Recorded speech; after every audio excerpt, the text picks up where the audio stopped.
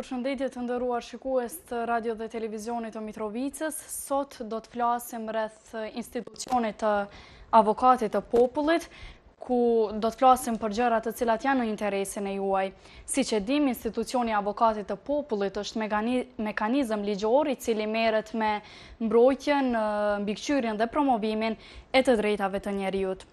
Për të ditur më shumë detaje rreth këtij institucioni të avokatit të popullit, unë në studio kam të ftuar vetë avokatin e popullit, zotri Hilmi Ashari.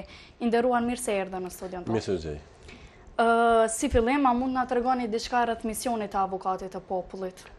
Po, si institucion në fakt është krijuar në vitin 2000 me një mandat për mbikëqyrje dhe promovu drejtat e njerëzit në Kosovë. Megjithëse duhet të theksoj që ky institucion ose ky lloj institucioni nuk ka ekzistuar më herët në traditën juridike dhe kulturën juridike të vendit tonë.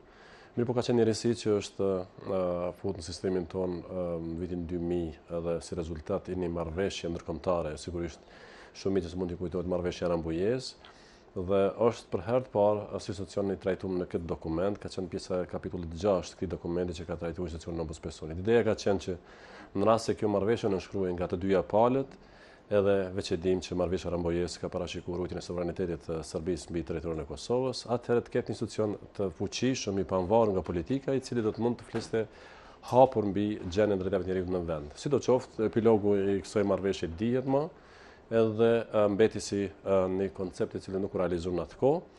Mirë po, pas intervenimeve të NATO-s në Kosovë për shkak të mos nënshkrimit të kësaj marrëveshje, atëherë unë miku si mision ndërkombëtar në Kosovë pati një mundësi për jetësu këtë ide që veç ishë trajtuar për herë të parë në marrëveshjen e Rambujez. Në vitin 2000 u themelua institucion me qëllimin kryesor, siç thash, mbrojtjen dhe promovimin e drejtave të njerëzit, që është një standard edhe parim themelor në drejtën ndërkombëtare, edhe është krijuar me bazë ligjore, me rregulloren e UN-it të asaj kohe në vitin 2038 rregullore e njoftun. Pastaj është ndryshuar kjo bazë ligjore në 2005 kur ky institucion ka lënë dorë të vendorëve, edhe më pastaj prap ka pas disa ndryshime ligjore derisa është fut në Kushtetutën e vendit vitin 2008, dhe atje gjejmë bazën më të fuqishme juridike për këtë institucion. Me fjalë tjera, Kushtetuta siguron pavarësinë nga politika, nga ndërhyrjet institucionale ose pushteteve tjera në Kosovë dhe siguron në vazhdueshmërinë ose qëndrueshmërinë e këtij institucioni për kohën e mëtejme. Pse është fund kushtetutë? Sigurisht se mundësia për ndryshuar kushtetutën nga cila do qeveri, pastaj me një shumicë thjesht është e pamundur, duhet një shumicë 2/3 minimumi për të bërë ndryshime kushtetuese, dhe kjo garanton një qëndrueshmëri më të madhe të pavarësisë institucionale, ndërsa ligji për avokatin e popullit i vitit 2015 është ligji i fundit, i cili e përcakton në detaje cilat janë kompetencat. Po ndoshta nëse tentojmë me përmbledh gjithë këtë funksion, është më rënd parë mbrojtja nga keqpërdorimet dhe nga abuzimet që mund të bëjë pushteti me drejtat e qytetarëve dhe mbrojtja e standardeve ndërkombëtare të drejtave të njerëzit. Kemi mundësi për të iniciuar edhe rastin gjykatën kushtetuese për ligjet për të cilat konsiderojmë që nuk kanë pajtueshmëri me këto standarde ndërkombëtare. Mund ndihmojmë në sistemin gjyqësor për të udhëzuar dhe për të këshilluar gjyqtarët me opinione juridike në fushën e drejtave të njerëzit për të ndihmuar ata që të zbatojnë këto standarde, në cilësinë asaj që njihet si amicus curiae apo mjek i gjykatave.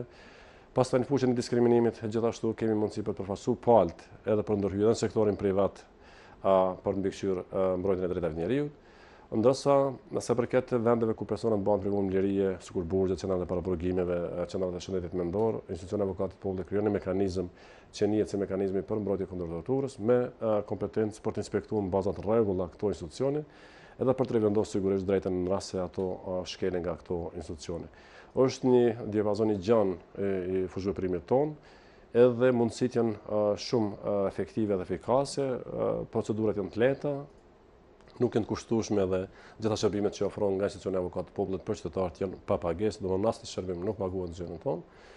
Edhe qëllimi përfundimtar është forcimi i demokracisë të Republikës Kosovës, edhe mbizotrimi i drejtave të njerëzit karshi objektivave tjera që mund të kenë qeveritë përkatëse, sepse drejtat e njerëzit në fakt përbëjnë bazamentin dhe themelin e çdo demokracie kudo në botë.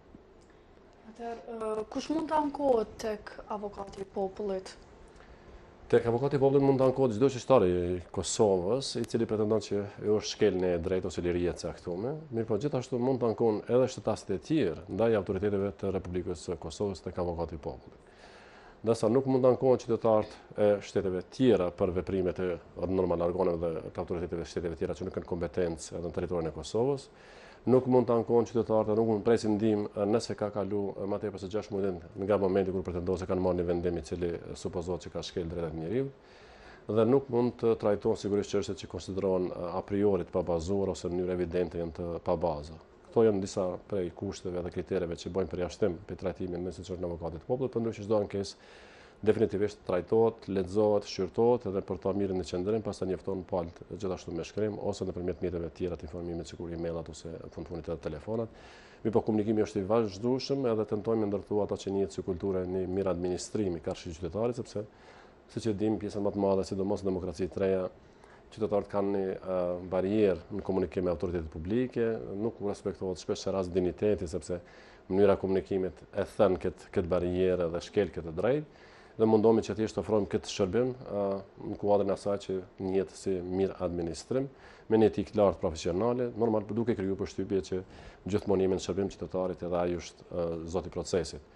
Dhe këto deri më tani hen arrit shumë mirë të mëshiron në punën që e bëjnë bashkëpunëtorët e mi në gjitha zyret, nga se jemi të përhapur në tërë territorin e Kosovës, funksionojmë në 5 regjonet kryesore të vendit, Prishtinë, Pejë, Prizren, Mitrovica, Gjilan, ndërsa gjithashtu kemi edhe 9 zyra tjera në Gjakov, në Ferizaj, në Graçanica dhe në pjesën veriore të Mitrovicës. Ideja ka qenë që t'i ofron këto shërbime qytetarëve sa më lehtë edhe pa shpenzime, edhe kjo realisht është dëshmuar si qëllim i mirë edhe si praktike mirë, ndërsa shumë shtete tjera kanë marrë këtë përvojë tonën, duke filluar nga ombudsman ose ombudsperson në shtetet fqinje, që kanë marrë këtë model për të i ofruar çësje qytetarëve sa më të lehtë edhe pa shpenzime, mirë po gjithmonë me qëllim që të edukojnë edhe autoritetet nivele të tjera lokale ose regionale që mund të jenë larg nga zyra qendrore sigurisht, mirë po qëllimi është gjithmonë që nëpërmjet përfaqësuesve të arrihet edhe të administratat më të larta lokale që mund të jenë nga pikpamja gjeografike dhe që në relacion me zyrën qendrore. Atëherë, cilat ankesa shqyrtohen dhe cilat ankesa nuk shqyrtohen nga avokati i popullit?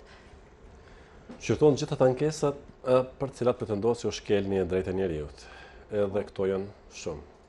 Kushtetuta e vendit, juve që dini, përmban një varg të tërë drejtave të njeriut, gjithashtu pastaj vijnë shprehje standarde ndërkombëtare në kushtetutën e vendit, janë 8 konventa ndërkombëtare që janë drejt për drejt zbatueshme, edhe që janë ose që kanë përparësi zbatimin ndaj legjislacionit vendor.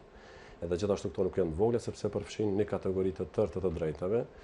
Ne juristët dim me quajt këto gjeneratën e parë drejtat e njeriut që i grupohen drejtat civile dhe politike, gjeneratën e dytë drejtave njeriut që konsiderohen drejtat ekonomike, sociale dhe kulturore, dhe gjenerata e tretë e drejtave njeriut që përfshin ato drejtat ndoshta të quajmë më sofistikume për qytetarët, e që përfshin drejtën ambientale, mbrojtja e dhënave, çfarë dokumente zyrtare etj. etj.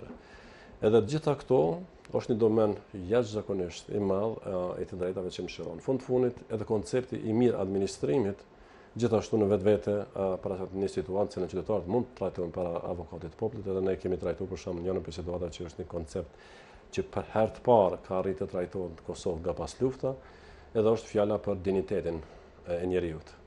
Dinjiteti i njeriut është neni i parë në Kushtetutën e Kosovës, me cilin fillojnë drejtat tjera. Mirë, por nuk ka pas asnjë gjykim ose asnjë vendim i cili ka zbërthy këtë koncept në terma praktik për të kuptuar qytetarët se çka është edhe kur ajo shkilet. Edhe ne në para disa kohësh, në një raport që i adresohet përfitimeve sociale përkatësisht pensionistëve të Kosovës që marrin pensione, detyrohen me një vendim të ministrisë për të paraqitur para këtyre zyrave çdo 6 muaj me qëllim për dëshmuar që janë gjallë. Dhe ne kemi konsideruar që një trajtim i tillë kësaj kategorie të njerëzve përbën shkelje të këtij dinjiteti, sepse pavarësisht kushteve kohore, klimatike, gjenjes tyre psikofizike, ata detyrohen që paraqiten pra kësaj zyre, edhe është një ngarkesë në barë më e madhe sesa për qytetarë tjerë për dëshmuar që janë gjallë. Mendojmë që jemi në një kohë kur zhvillimi teknologjik dhe mundësitë që kemi para vetes na ofrojnë lloj-lloj përparësish, edhe këto duhet shfrytëzohen nga vetë shteti, mirë po jo për të vënë një barë të pabarabartë në relacion me shtetin, edhe për të vënë këta në korrezoshe në shpatullat e këtyre qytetarëve.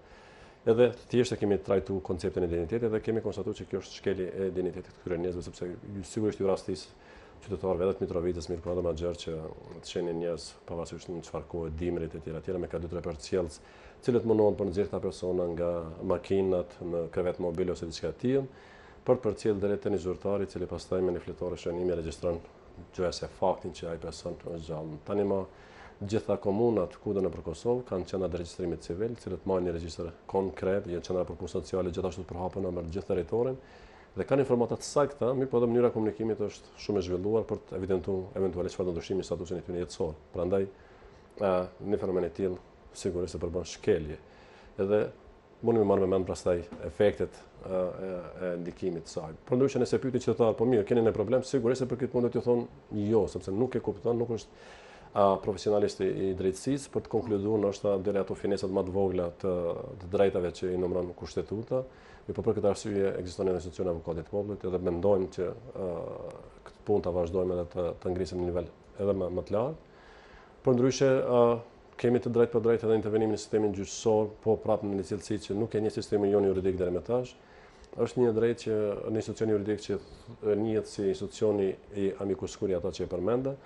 Me fjalë tjera i bie që avokati i popullit për një çështje që është duke trajtuar në gjykatë edhe e cila mund të jetë në fushën ose domenin e drejtave të njeriut, edhe për cilën supozon që gjyqtarët mund mos kenë njohurica për këtë standarde ndërkombëtare, atëherë avokati i popullit ndërton një opinion të shkruar me të cilën ndihmon sistemin gjyqësor se si do duhet trajtojë ai çështje, nuk është obligativ kuptohet për gjykatën, mirë po është i mirë se ardhën për gjyqtar për të thelluar matutje njohurit në sistemin e fushës së drejtave të njeriut, i cili është një fenomen ose një dukuri që ne e quajmë fenomen i një qenie gjallë, sepse vazhdimisht evoluon, vazhdimisht ndryshon, edhe ky është koncepti i drejtave të njeriut që vazhdimisht ngritet edhe kalon në nivel tjetër.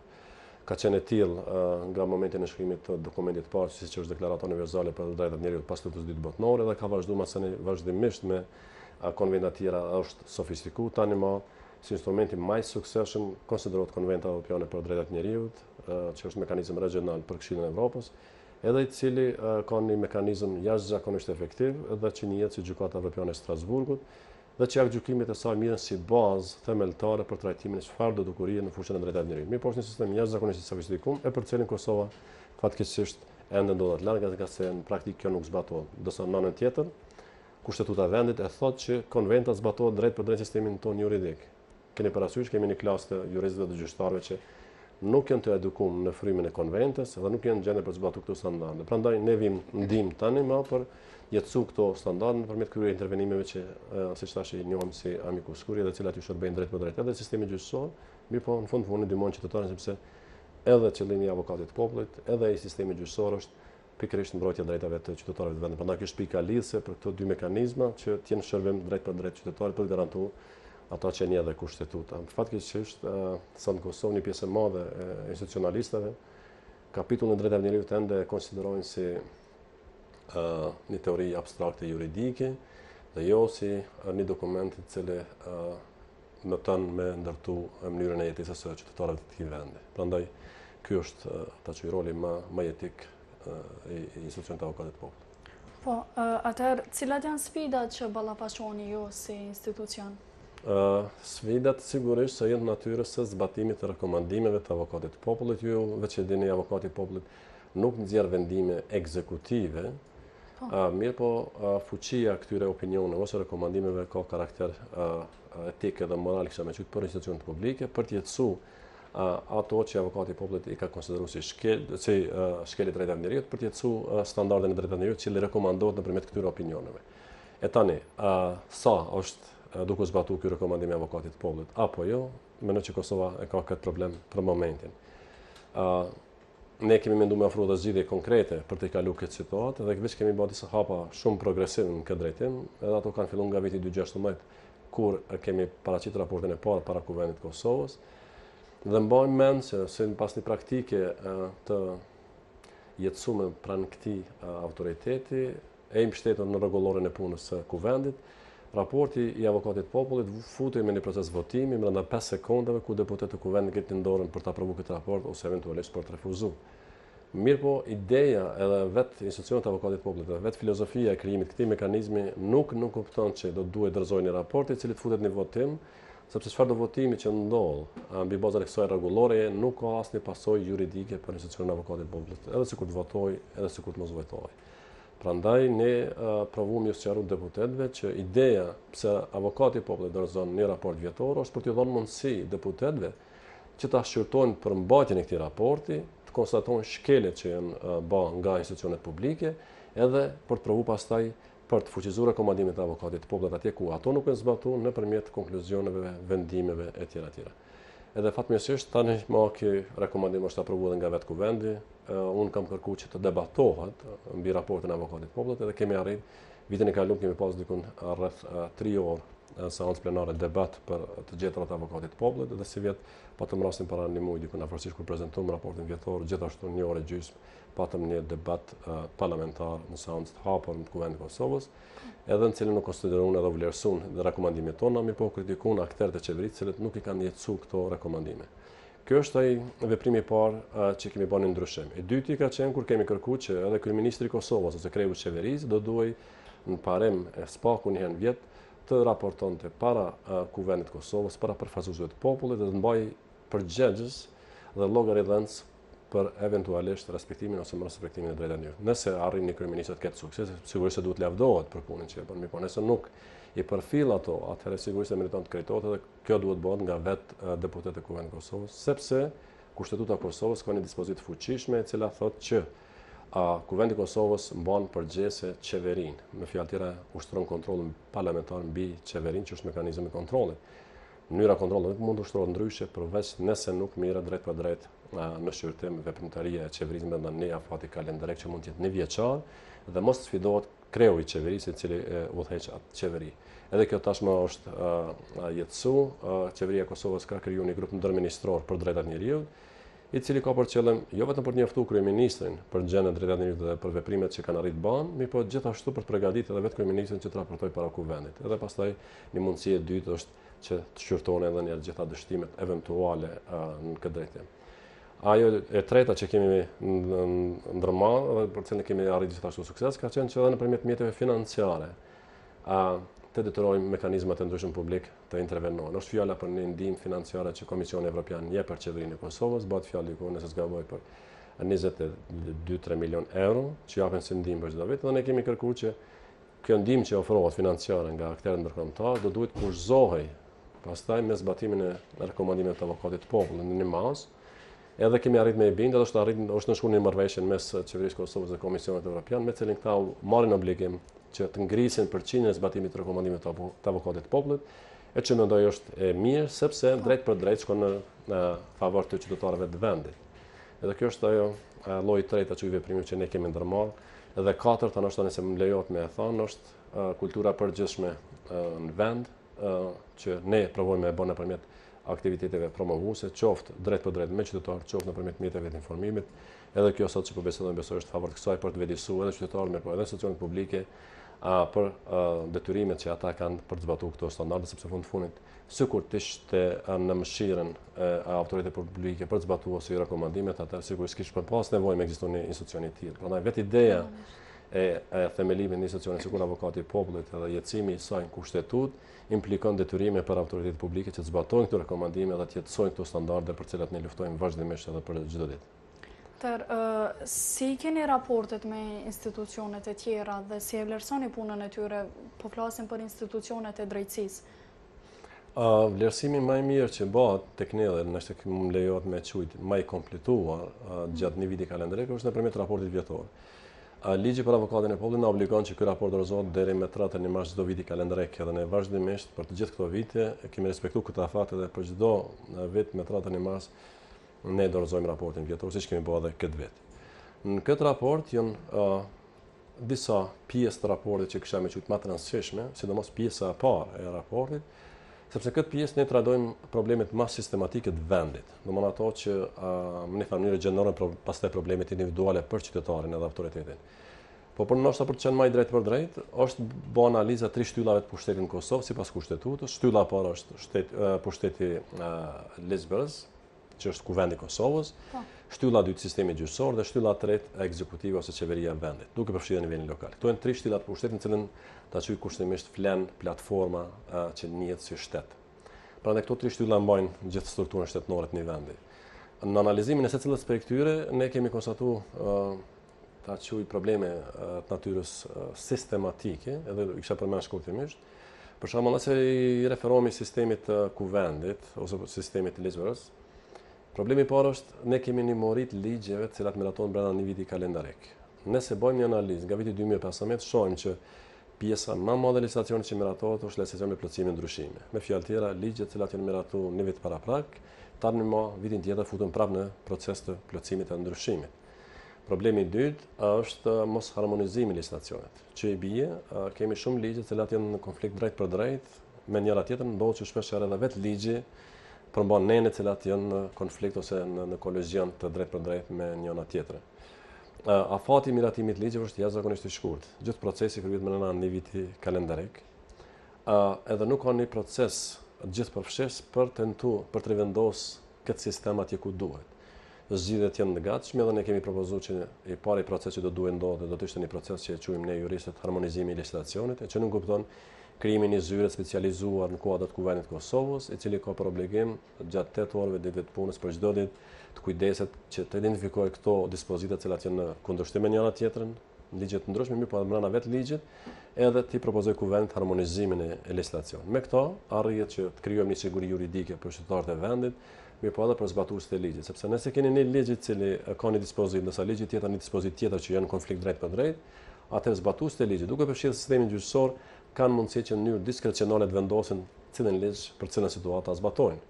Dhe për të konfirmuar këto, ne kemi dërguar një raport i cili ka pas qëllim të identifikojë këto situata dhe këta kemi bë dhe ju kemi pasqyruar gjithë autoriteteve që kjo është e domosdoshme sepse vim në një situatë kur për të njëjtën çështje qytetarët mund të marrin nga gjykime që janë diametralisht të kundërta dhe kjo kërcënon shumë rënd parimin e sigurisë juridike që është parimi i bazë i çdo shteti ku do të botë. Dhe e dyta që kemi sugjeruar të bëhet urgjentisht është kodifikimi së drejtës, e kodifikimi me fjalë tjera nuk kupton përmbledhjen e legislacionit në fushë përkatëse të drejtës pronësore me një dokument vetëm i cili do duhet publikohen në gazetën zyrtare edhe të jetë i qasshëm për qytetarin. Ju keni mujt me vrejt ndoshta edhe vetë që pjesa më e madhe e ligjit publikohen në gazetën zyrtare, tani më është një praktikë e mirë. Mirë po, problemi shtohet te legislacioni sekondar, me fjalë tjera abuzimet administrative dhe rregullore që nxirren nga organet qeveritare përkatësisht ministrit. Shumica në rasteve këto nuk publikohen fare në webfaqe edhe është vështirë për të gjetur në online ose në gazetë zyrtare. Këtu mëse ne kemi këtë shkputjen pej asaj që ne e njohim si qasshmëria e ligjeve, sepse shkputet kjo lidhje edhe qytetari nuk është ndjeni se cilat veprime ti mund konsiderohen pa drejtë ose të paligjshme, cilat veprime ti janë të lejuara. Dhe ne kemi konsideruar që po është procesi kodifikimit ajo që një drejtësisë përmbledhje legislacionit të fushës përkatëse me një dokument, e që fatmirësisht këtë punë shpesh e me humor, ndoshta e ka bën një shqiptar, e ka bën dikon afërsisht para 2000 vjetë, e ka bën në perandori normale, bëhet fjalë për Justinianin, i cili ka qenë perandor i kësaj perandorie të madhe, edhe që ka një origjinë shqiptare fatmirësisht, edhe ka qenë një jurist shumë i dallum, edhe i cili sot e kësaj dite në për gjitha universitetet botërore mësohet zakonisht vitet e para të studimit juridikut si proces i kodifikimit të së drejtës, sepse ndihmon pastaj gjithë sistemin për të zbatuar ligjshmërinë edhe për të zbatuar të drejtën.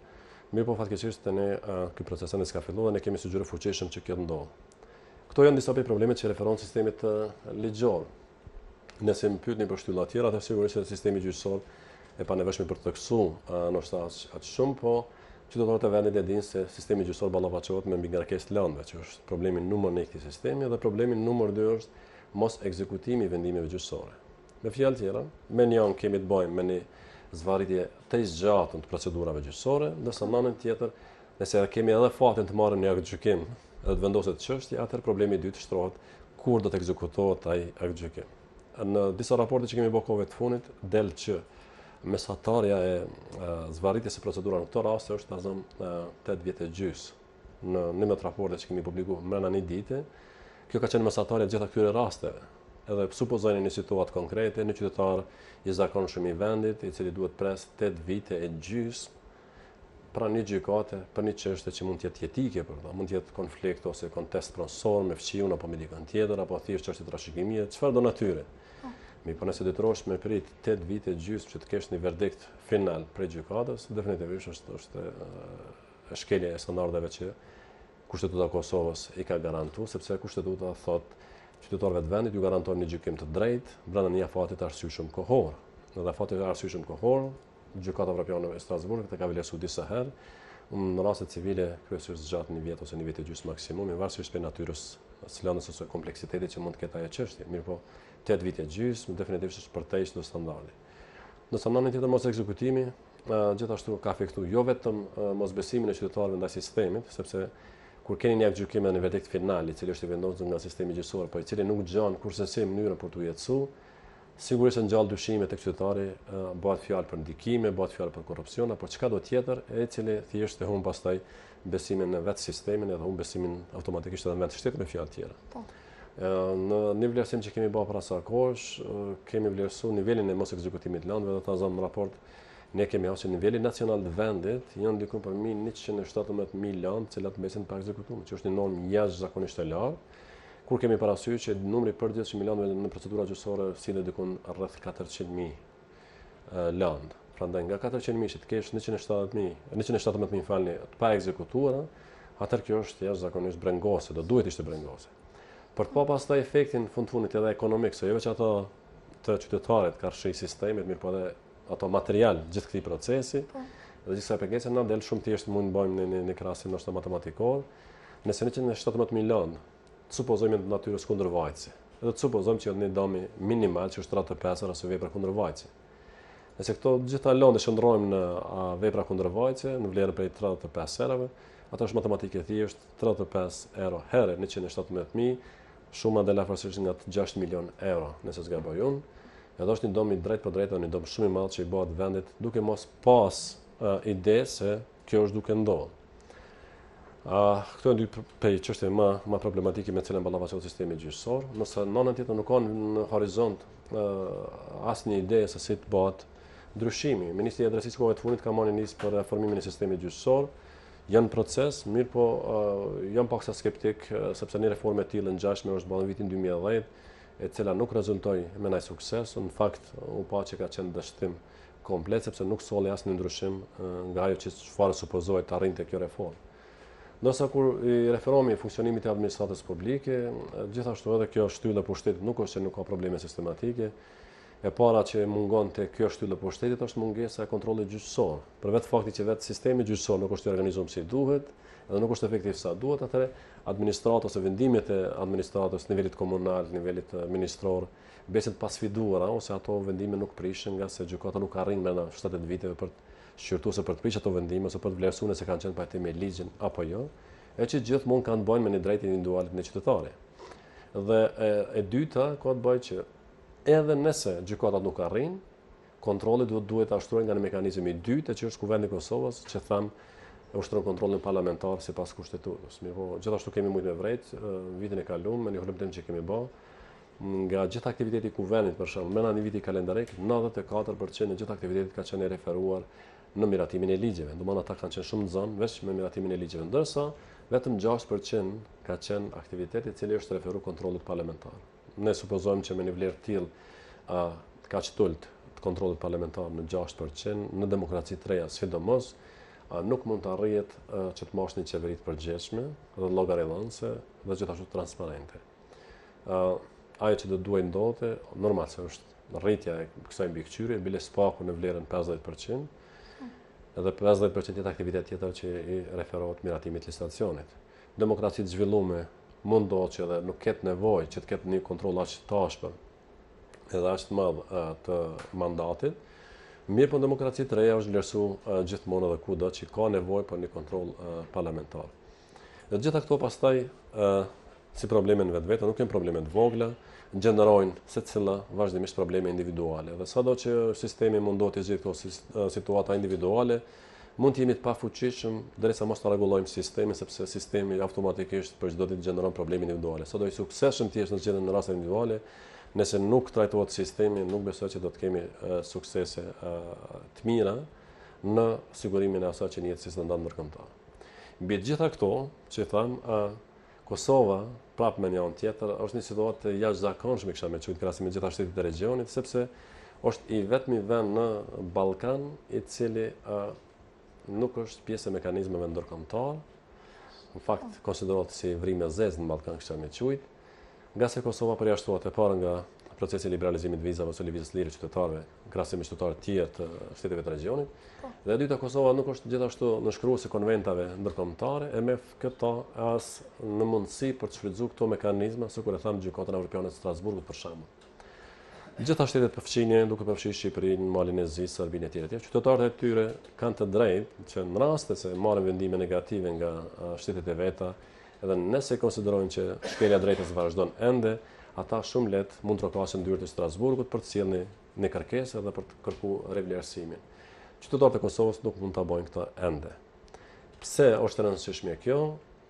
Është për vetë faktin që kjo gjykat është konsideruar dhe është vlerësuar nga njohësit e drejtave të njerëzit, nga teoreticianët e drejtësisë, si mekanizmi më efektiv sot në botë, sa përket respektimit të drejtave të njerëzit. Asnjë vendim pothuajse kësaj gjykate nuk ka mbeti pa ekzekutuar nga shtetet respektive. Edhe ky është atributi kryesor i kësaj gjykate. E dyta, kjo gjykatë gjithashtu nxjerr vendime të cilat kanë pasoja materiale, domethënë detyrojnë shtetet që të bëjnë kompenzimin e qytetarëve të vet për shkeljen që është konstatuar. Nëse vazhdojmë kështu dhe asnjëherë shteti nuk paguon mjete monetare si kompenzim për drejtën e shkelur, nuk besoj që do të kemi përmirësim. Edhe shembulli më i mirë që unë kam përmendur është Italia në vitet e 95, nëse zgaboj ka pas një situatë tillë, ku qytetarët italianë janë paraqit gjykatën evropiane në Strasburg, sepse kanë pas shumë probleme me gjykatat vendore, me zvaritet procedura sikur kemi në tani, edhe gjykata evropiane vazhdimisht ka shqiptuar dënime të larta për Italinë, për shtetin italian. Edhe me një ditë, ta quaj kushtimisht, me një vit, llogaria buxhetore e shtetit bie, bën hulumtime, bën analizat dhe vlerësojnë që një pjesë e madhe e buxhetit po shkon në pagesat për qytetarë për domet që ju kanë bërë, si pasojë vendimit të gjykatës evropiane në Strasburgut. Edhe u detyru shteti italian që të bëjë një reformë komplet edhe sistemit gjyqësor, edhe ligjor, që të jetë pajtueshmëri me kërkesat e gjykatës evropiane në Strasburgut. Edhe kështu revendose drejta, u siguru nga sistemi brendshëm juridik në rand parë, dhe qëllimin që vetëm mos paguajnë kompenzime për drejtat e shkelur. Ndërsa kjo ndodh, besoj që kish mund me ndihmu nënën tjetër në mënyrë indirekte vetë shtetin edhe vetë qytetarin që të jenë më kujdesshëm, të jenë më vigjilent në respektimin e këtyre standardeve, sepse është një mekanizëm ndërkombëtar i cili pastaj nxjerr një verdikt edhe për cilin duhet pagu kompenzim. Kjo kish me qenë ndoshta nëse mund të them pika të shkurta, situata e përgjithshme sistematike ta quaj e Kosovës në relacion me drejtat e njerëzit dhe nivelin e shkeljeve, të cilat ne i përmendëm. Faleminderit shumë. Atëherë kalojmë prapë tek ankesat e qytetarëve. Cilës natyrë i takojnë më shumë dhe keni ndonjë numër paraportësisht gjatë vitit sa ankesa vijnë tek institucioni juaj? Natyra e lëndëve me cilën qytetarët paraqiten janë të natyrës kryesisht ekonomike dhe sociale, pjesa ndërmuese e ankesave. Pastaj grupin e dytë vinë ankesat që referohen grupeve të cënueshme shoqërore, ku ne i grupojmë drejtat e grave, të fëmijëve, personave të moshuar, pakicave kombëtare, fëmijë me aftësi të kufizuar, personave LGBTI etj. etj. Dhe këto përbën grupin e dytë, mirë po gjithmonë lidhen me të drejtën e diskriminimit. Nëse më pyetni atëherë cila është autoriteti përgjithës në pjesën më të madhe të ankesave, atëherë dikun 50% është përqindja afërsisht, bile nëse zgaboj 49% me 51% në relacion gjykatave dhe të administratës ose qeverisë. Duke përfshirë edhe nivelin komunal, e kuptohet. Këto janë palë përgjithëse të identifikuar nga vetë qytetarët për shqetësimet që ata i kanë.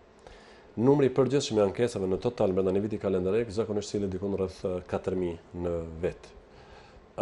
Nëse pyetni tani me vendimet edhe hetimet tjera që ne i bëjmë përpas ankesave që paraqiten qytetarët tek ne jemi të mandatuar gjithashtu që të bëjmë hetime sipas mandatit ex officio, ose me vetë iniciativë.